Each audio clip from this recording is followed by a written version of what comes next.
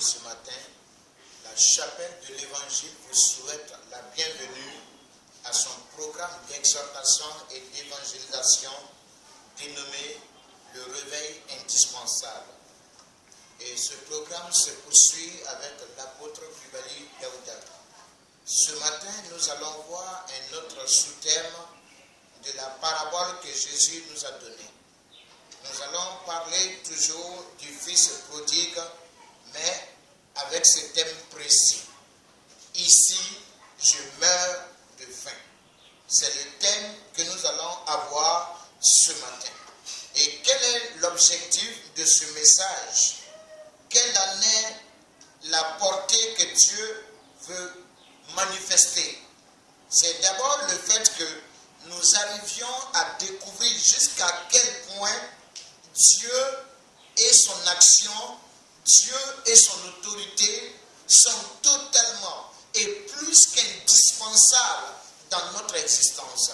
Nous devons comprendre que si quelqu'un s'est détourné de Dieu et du fait qu'il soit véritablement important pour lui, la personne automatiquement se détourne de toute l'essence de son existence. La personne se dénature et se corrompt, se détruit tout simplement. C'est l'objectif de ce message. Ici, je meurs de faim. C'est dans Luc chapitre 15, nous lisons ceci au verset 17. Luc chapitre 15, le verset 17. Étant rentré en lui-même, il se dit: combien de mercenaires chez mon père ont du pain en abondance, et moi ici, je meurs de faim.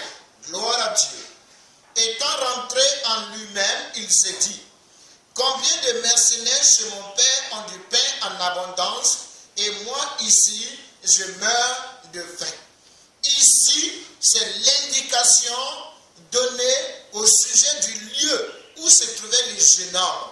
Ici, c'est l'indication de la condition dans laquelle il se trouvait. Ici, c'est une situation précise qui révélait la position, qui révélait l'état d'âme, l'état d'esprit et qui révélait les conséquences des actes du jeune homme. Et c'est lui-même qui se permettait d'indiquer désormais où il se trouvait, ça veut dire dans quelle situation, dans quelles conditions il était. Il a dit ceci: les mercenaires, les simples serviteurs chez mon père, ils ont du pain en abondance. Et moi ici, je meurs de faim. Et comme nous l'entendons, en indiquant sa position, sa condition, en indiquant sa situation, l'enfant prodigue nous permet de découvrir jusqu'à quel point s'éloigner de Dieu est le plus grand malheur pour une personne. Jusqu'à quel point se retirer de Dieu ou extraire de Dieu de sa conscience, extraire Dieu de son existence, enlever à Dieu sa primauté dans notre vie est le plus grand malheur. C'est la plus grande folie qu'un homme puisse accomplir, manifester dans sa vie. L'enfant l'a découvert à ses dépens. Il a pris la peine d'ignorer son père, de s'éloigner de lui. Il a quitté la maison familiale. Il est allé avec la moitié des biens de toute la famille. Mais la parole du Seigneur révèle que c'est aujourd'hui lui qui cherche à retourner dans la maison de son père. Au moment où il sortait, il était le plus riche. À lui seul, il avait la moitié de tous les biens du père. Alors que le père, le grand frère et certainement la mère et les serviteurs avaient à eux tous l'autre moitié. Mais ce ne sont pas eux qui ont recherché le petit enfant pour aller vers lui. Ce ne sont pas eux qui ont recherché le jeune homme pour aller vers lui. C'est lui finalement qui a compris qu'il était plus qu'indispensable pour lui de retourner à la maison, de rentrer et de retrouver son père. Alors cela nous donne une révélation réelle sur notre attitude, sur notre condition, sur la situation dans laquelle nous nous trouvons, lorsque Dieu n'est pas la priorité en nous et lorsque le contact avec Dieu n'est pas effectif avec nous, en nous.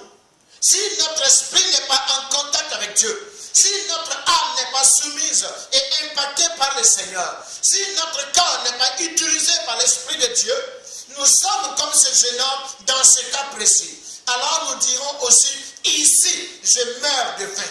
Oui, je meurs de faim. Je veux que vous compreniez que cet enfant avait beaucoup de choses. Il est parti avec un grand bien. Et donc, il avait la possibilité de se satisfaire dans tous ses instincts. Il avait la possibilité de survivre. Il avait la possibilité de faire beaucoup de choses. Mais au lieu de vivre, et au lieu de connaître l'abondance, au lieu de prospérer, au lieu d'être en sécurité, cet enfant, bien au contraire, a basculé dans la détresse. Il a chancelé et il s'est retrouvé dans la misère la plus profonde.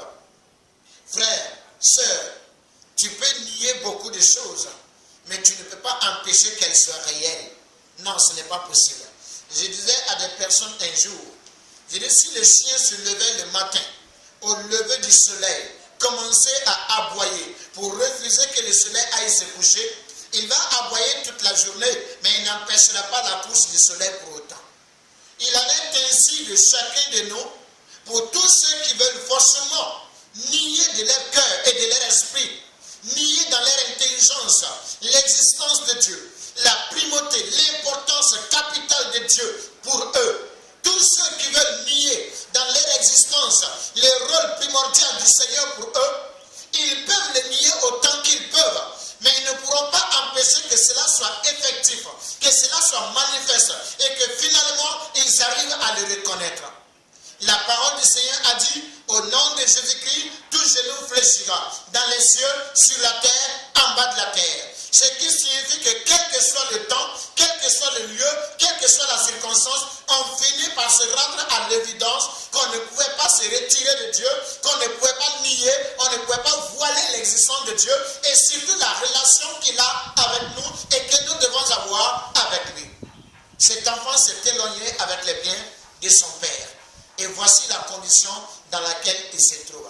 Cette même promesse, qui n'est pas en réalité une promesse, mais cette menace, et qui est une réalité, qui va s'abattre sur toute personne incrédule, toute personne dans le doute, toute personne malsaine, toute personne pleine d'orgueil, de suffisance. Cette situation attend chacun. C'est là la destinée et c'est là le sort de tout homme orgueilleux, de tout homme incrédule et de tout homme méchant. C'est le sort qui l'attend. La parole du Seigneur nous révèle ceci. Il avait beaucoup de biens, mais il les a dépensés. Dieu va faire en sorte que tu sois dans la confusion. Quand tu commences par la folie est ce qui va te dépouiller. La parole du Seigneur révèle que quand il a quitté la maison paternelle, quand il est parti loin de son père, loin de sa famille, la folie est entrée dans son cœur. Il a commencé à dépenser ses biens dans la débauche. Vous voyez que ce jeune homme n'avait plus de sagesse. Mais c'est tout simplement la malédiction qu'il avait d'être loin de sa maison. À savoir la malédiction qu'un homme peut avoir d'être loin de Dieu. Celui qui n'invoque pas le Seigneur est dans cette malédiction. Celui qui ne croit pas en Dieu est dans cette malédiction. Celui qui ne reçoit pas Jésus-Christ comme son Seigneur et son Sauveur est dans cette malédiction. Et cette malédiction, c'est la folie qui se sème dans le cœur de la personne qui est maudite. Et c'était le cas de ce jeune homme ici. La folie est née dans son cœur comme un asticot. Alors il a commencé à courir vers les prostituées. Des personnes fictives, des personnes au soutien qui n'ont jamais été réelles, des personnes qui n'ont jamais été sincères et qui ne se sont jamais dévouées à un autre. C'est vers ces personnes que ce jeune homme courait. Il courait encore certainement à la débauche du point de vue alimentation, à savoir les excès de table par des nourritures abondantes, non gérées, non contrôlées. L'alcoolisme, l'ivrognerie, tout ce qui pouvait attirer un plaisir irresponsable était là son attraction à lui. Il était piégé par ces éléments. La folie était grande dans son cœur. Ainsi, en quelque temps, il a dilapidé une grande fortune. En quelque temps, il s'est dépouillé de beaucoup de choses, de biens qu'il avait en lui-même. Frère, une manière pour l'homme de vivre sa malédiction, c'est d'avoir la folie dans son cœur. Et tous ceux qui ont la folie d'abord de nier l'existence de Dieu, ou alors de mépriser les relations avec le Seigneur, tous ceux qui ont cette folie dans leur cœur, de mépriser l'appel du Seigneur, l'amour de Dieu, arrivent à cette attitude, arrivent à ce comportement pour leur propre destruction. Dans Jérémie chapitre 2, verset 19, il est dit ceci: ta méchanceté te punira et ton infidélité te châtira. Tu sauras et tu verras que c'est une chose mauvaise et amère d'abandonner l'Éternel ton Dieu. Vous voyez? Tu sauras et tu verras que c'est une chose mauvaise et amère d'abandonner l'Éternel ton Dieu. Cet enfant l'a découvert. Il a abandonné son père. Et toi, tu le découvres si tu abandonnes ton Dieu.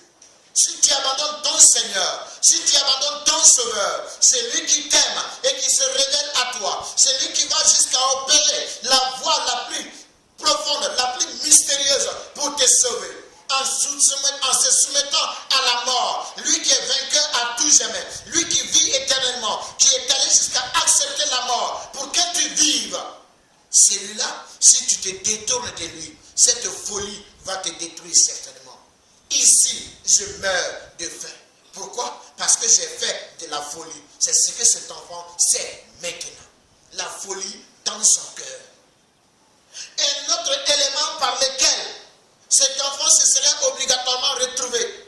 La parole du Seigneur dans cette parabole révèle qu'il a commencé à se trouver dans les besoins également parce qu'une famine s'était abattue sur le pays où il s'était rendu.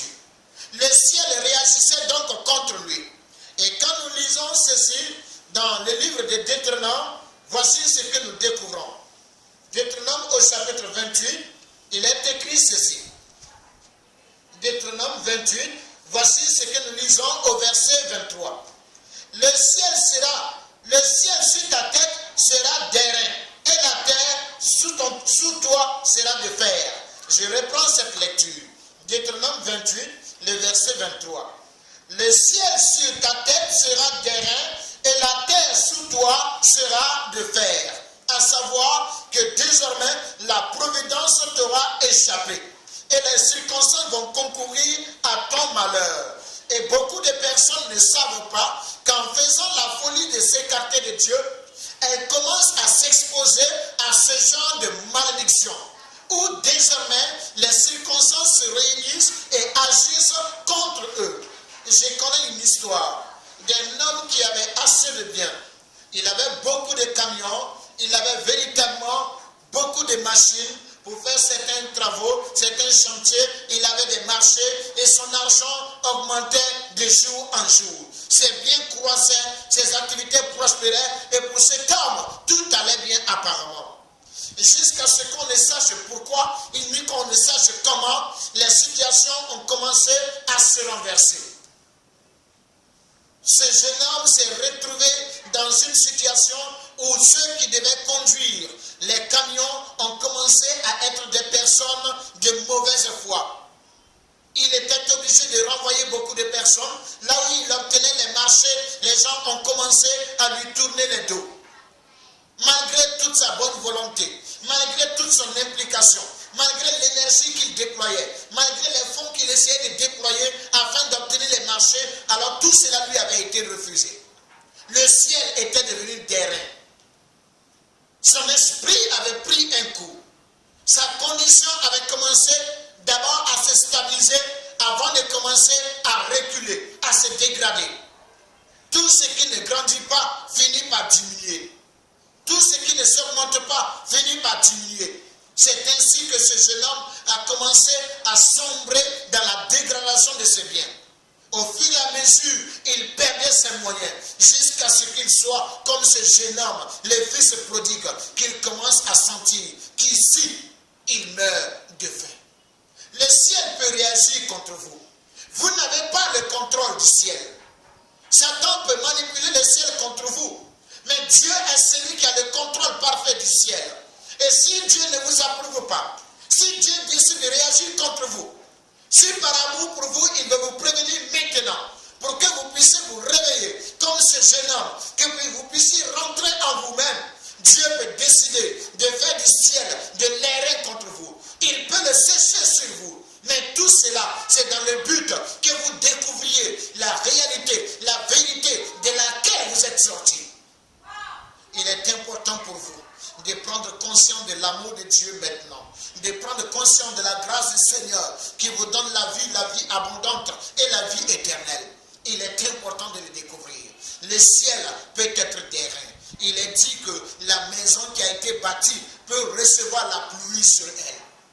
Mais ce n'est pas tout. Il est aussi dit que les vents peuvent souffler. Ou socialement, votre famille, votre femme, votre mari, vos enfants, vos amis peuvent, au lieu de devenir des personnes de soutien, des personnes de réconfort, des personnes d'assistance, des personnes de consolation, deviennent maintenant des pièges pour vous, deviennent des destructions. La Bible déclare au sujet de Salomon, lorsqu'il a sombré dans la folie, que ces femmes sont devenues des pièges pour lui. Les femmes d'Ésaü, les grands frères de Jacob, ont été des pièges et des sujets d'amertume pour lui, pour ses parents, pour Isaac et pour Rebecca. Et combien de fois les amis de Roboam, le fils aîné de Salomon, ont été un piège pour lui. La parole du Seigneur révèle qu'à la mort de Salomon, Roboam lui ayant succédé, le peuple est venu à lui pour solliciter sa compassion, pour demander sa douceur. Ils ont dit ceci à Roboam: ton père nous a imposé un joug assez lourd, un fardeau assez lourd. Toi, rends-le léger pour nous. Selon la parole, il est dit qu'il a renvoyé ses anciens, il a renvoyé les représentants du peuple et il s'est retourné vers ses promotionnaires d'âge. Ceux-ci ont dit: c'est nous qui sommes maintenant au pouvoir, c'est notre génération maintenant au pouvoir. Tu vas leur dire: mon petit doigt est plus gros que la taille de mon père, c'est plus gros que les reins de mon père. C'est pourquoi, si lui, c'est avec des chicottes qu'il vous a fouetté, moi, c'est cela avec des scorpions. Pour dire que je vous imposerai un joug plus lourd, plus pesant que celui de mon père. Il a perdu ainsi le contrôle pratiquement des 10 tribus d'Israël. Et même l'unique tribu qui est restée fidèle à lui est restée seulement à cause de David. Vous voyez, bien-aimés, frères et sœurs, la malédiction peut se manifester dans votre vie au travers des vents. Vos frères, vos sœurs, vos camarades, tous ceux qui devaient être pour vous des soutiens, des supports, deviennent pour vous des pièges, des oppressions. Ces bébés qui sont nés en Samarie, au moment où Samarie était assiégée, pendant le ministère du prophète Élisée, ces bébés se sont trouvés mangés, certainement rôtis ou grillés par leur propre mère. Il est dit dans ces passages de 2 Rois que 2 femmes se sont mises en accord dans le but de manger leurs enfants. La première a donné son bébé. Je ne sais comment elles l'ont mangé. Est-ce qu'elles l'ont fait frire? Est-ce qu'elles l'ont grillé simplement? Elles l'ont-elles fait bouillir? Je ne le sais. Je sais une chose, la parole de Dieu dit qu'elles ont mangé ce bébé. Et le lendemain, les 2 femmes ont voulu manger le second bébé. Mais celle qui avait gardé son bébé pour le 2e jour a caché ce dernier. Moi, je pense qu'elle n'a pas caché le bébé pour le protéger, mais elle l'a caché dans le but de l'avoir pour lui seul, de le consommer du moins pour elle seule. Elle le voulait seulement pour elle. Vous voyez très bien, le vent peut souffler contre vous. De là où était censé devenir votre soutien, votre réconfort, de là vient également votre malheur. De là viennent vos oppressions, vos égarements et vos séductions. Et cet enfant n'a pas résisté. Il a sombré, il est tombé. Et tu ne résisteras pas non plus si tu n'es pas avec le Seigneur. Tu ne résisteras pas non plus si tu n'es pas avec Dieu. Tu ne résisteras pas non plus si tu ne te répands pas pour revenir dans ton intimité avec Jésus. Un autre aspect, nous avons appris que contre la maison, souvent il y a des torrents qui viennent, les vagues qui viennent frapper. Et ça, c'est aussi vos activités. C'est là, de là où vous tirez vos ressources, de là où vous tirez vos substances, qui finissent par se fermer totalement, par être agressés, tourmentés de beaucoup de manières. J'ai une fois reçu un styliste à l'époque. il avait vraiment de grandes possibilités. Il était un homme de compétences, un homme vraiment très habile dans ses ouvrages. Et son atelier était vraiment grand. Il est arrivé qu'à un certain moment, sans savoir pourquoi, ses mains tremblaient, il n'arrivait plus à traiter les habits, il n'arrivait plus à dessiner, il n'avait plus d'imagination et il ne pouvait pas non plus coudre de manière à trouver de l'esthétique. Et par conséquent, son activité a commencé à prendre un coup.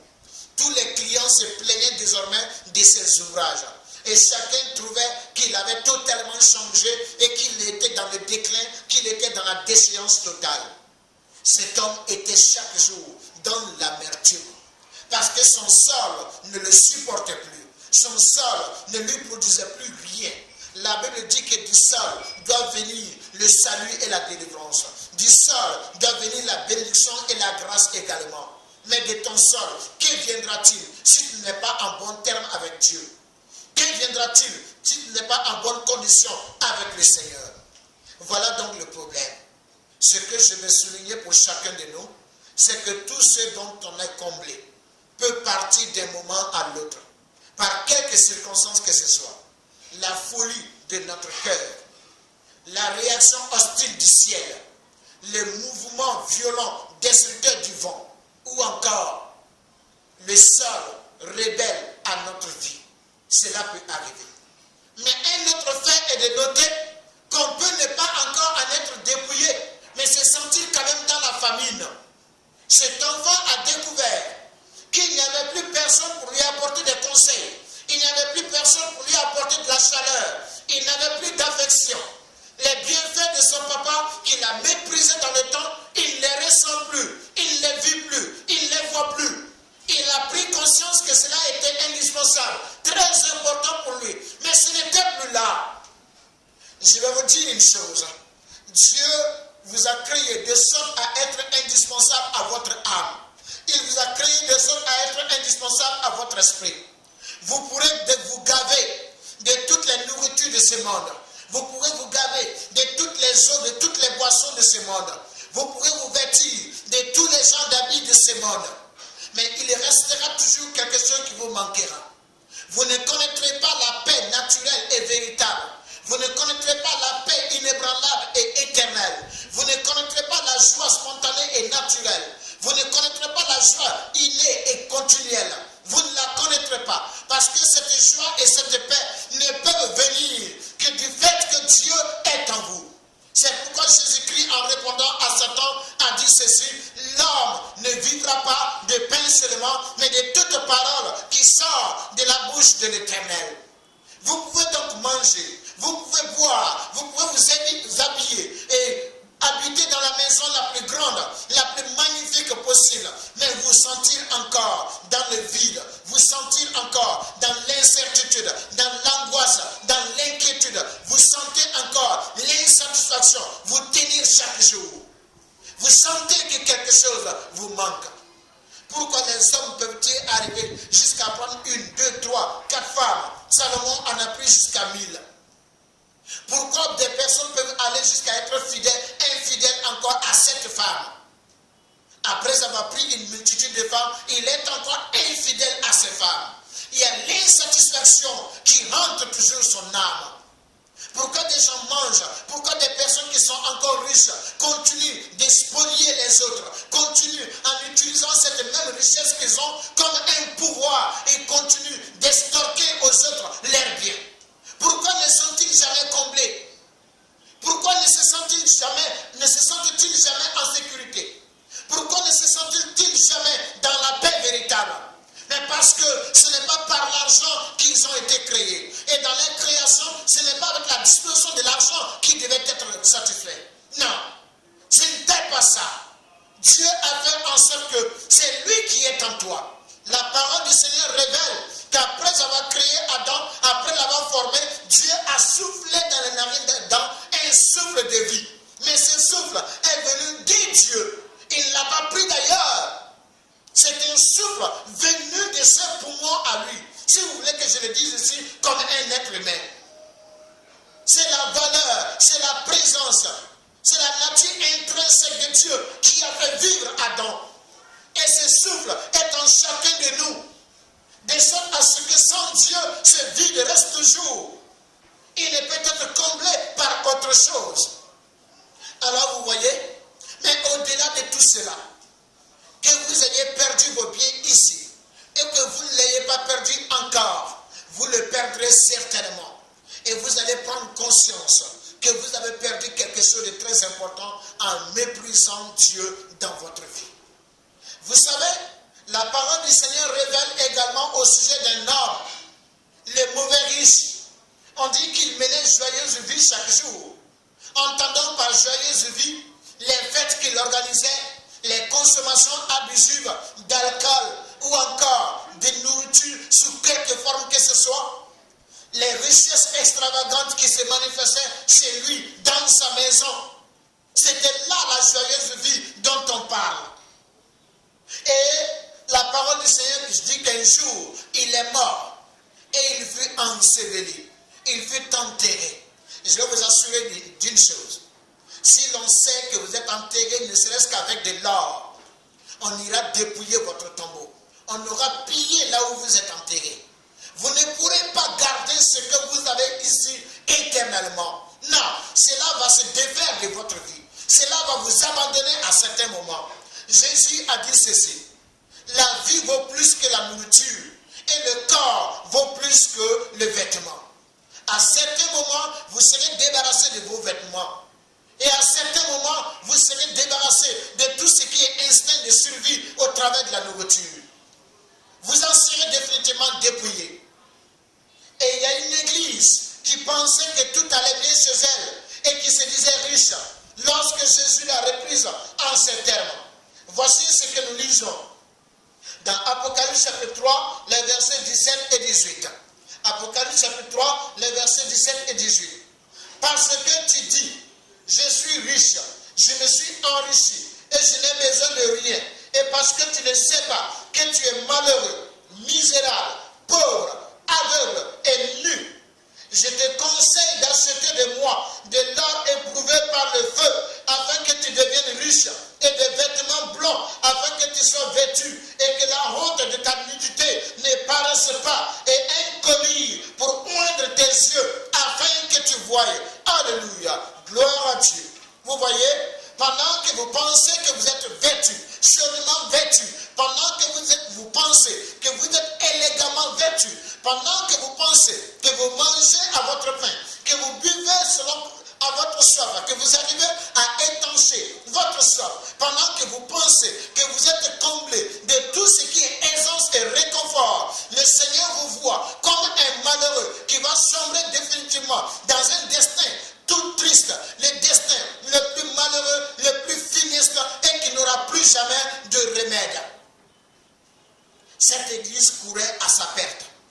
Mais le mauvais riche, lui, il était déjà arrivé à son déclin. La parole du Seigneur dit qu'il est arrivé là-bas, il a demandé à boire. Il a dit ceci, Père Abraham, envoie Lazare, tremper le bout de son doigt et mettre sur ma langue, parce que je souffre cruellement dans cette flamme. La flamme du manque, la flamme du remords, la flamme de la détresse, la flamme du regret, la flamme du chagrin, la flamme de l'isolement, la flamme du mépris, la flamme du rejet. Il souffre cruellement dans cette flamme. Et il n'a pas osé demander un gobelet d'eau. Il n'a pas osé demander un verre d'eau. Il n'a pas osé demander un bidon. Il ne pouvait pas en avoir. Parce que même la goutte d'eau qu'il a demandé, il ne l'a pas non plus reçue. Frère, sœur, réveille-toi. Si tu n'es pas encore mort de faim, tu mourras de faim. Certainement, si tu ne connais pas Jésus. Un jour ou l'autre, tu diras, ici, je meurs de faim. Et si tu es de manière simplement hypocrite avec le Seigneur, que tu n'as pas fait un contact réel avec lui, écoutant cette parole, c'est l'occasion de te réveiller. L'amour de Dieu est pour toi. Peut-être aussi que tu es en train de passer par un moment où tu te sens totalement dépouillé, rabaissé de la hauteur où tu te trouvais. Tu te sens totalement humilié. Ne vois pas en cela un malheur, bien-aimé. C'est certainement un avertissement du Seigneur. Profite de cela pour avoir une prise de conscience comme ce jeune homme. Dis-toi, ici, je meurs de faim. Il vaut mieux mourir de faim aujourd'hui et de te réveiller que de mourir de faim au moment où ce ne serait plus possible de te réveiller. Ce jeune homme l'a dit au moment où il avait la possibilité de se réveiller. Mais le mauvais riche, il s'en est rendu compte au moment où ce n'était plus possible. Abraham lui a répondu en disant ceci: il n'est pas possible que ceux qui veulent passer de chez vous ici arrivent, et non plus d'ici là-bas, personne ne peut aller. Ton sort reste ton sort. Il est désormais inchangé. Il est éternel. Tu ne le veux pas, tu le subiras. Et c'est pour toujours. Frère, sœur, fais attention. Quelle sera ta destinée? Avoir une maison, ce n'est pas une destinée. Être marié, ce n'est pas une destinée. Être un président de République, un ministre, un député, un maire, être le milliardaire de toute la terre, ce n'est pas une destinée. La fin d'une chose vaut mieux que son commencement. Où vas-tu à la fin? Ici, je meurs de faim. C'est dans le but de te révéler la condition qui t'attend si tu restes loin du Seigneur. Je t'invite donc, bien-aimé, ce matin, à prier avec moi et de commencer une relation véritable avec Dieu en Jésus-Christ, ton Seigneur. Père éternel, toi qui es le Dieu Tout-Puissant, j'ai découvert ce matin que si je m'éloigne de toi, c'est comme si je renonçais à mon propre souffle et à tout ce qui l'entretient, à tout ce qui lui donne un sens véritable. Comme le fils prodigue, je m'étais éloigné. Mais je prends conscience que ici, je meurs de faim. Mais chez toi, même les mercenaires sont en abondance. Quiconque invoque le nom du Seigneur sera sauvé. Je le crois. C'est pourquoi je vais venir à toi. Je vais t'invoquer. Je vais accepter de vivre par toi.